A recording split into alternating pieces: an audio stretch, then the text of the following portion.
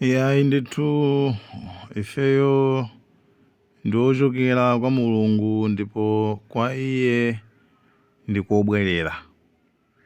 Yayi munthu ameneyu ndithu ndi president wakale, former president wakale wa ku Zambia, neighbor Edgar Lungu.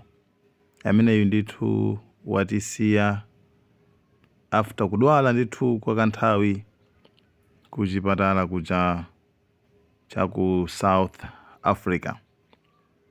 Yayi ndithu our condolences. Pepani kwambiri aneba ku Zambiako ndithu pa zovuta munyengo imeneyi. Edgar Lungu, former president, ndithu anali ndi zaka 68. Yayi pepani kwambiri, pepani. Apa tikupatsireni tsopano mwana wawo kuyankhula pa nkhani imeneyi, kupereka uthenga wa maliro, pamene akulu enanso andale akanika kupereka uthengawo.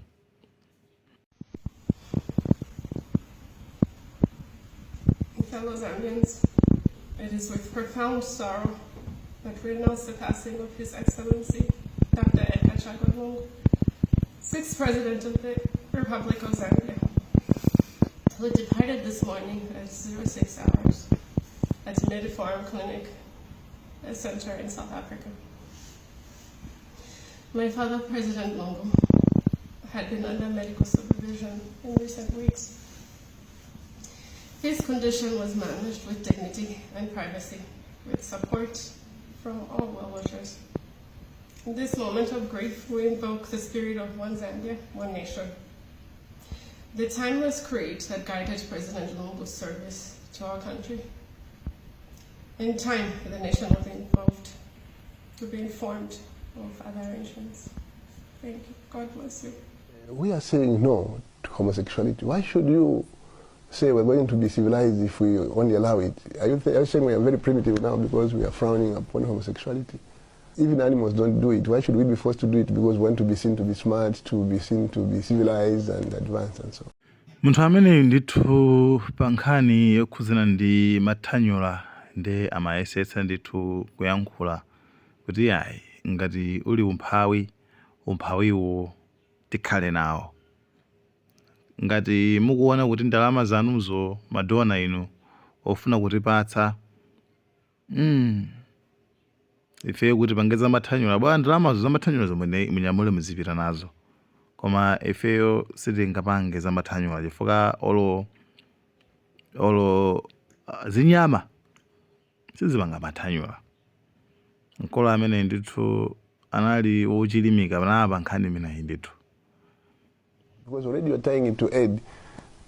If that is how you're going to bring your aids, then I'm afraid the Western can leave us alone in our poverty and we will continue scrounging and struggling and see how we can get going. They require help, obviously.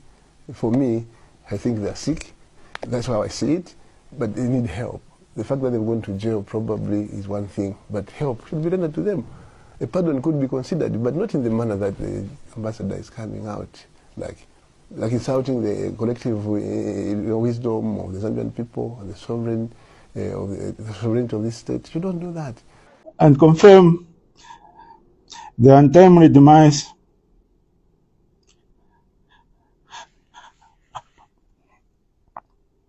of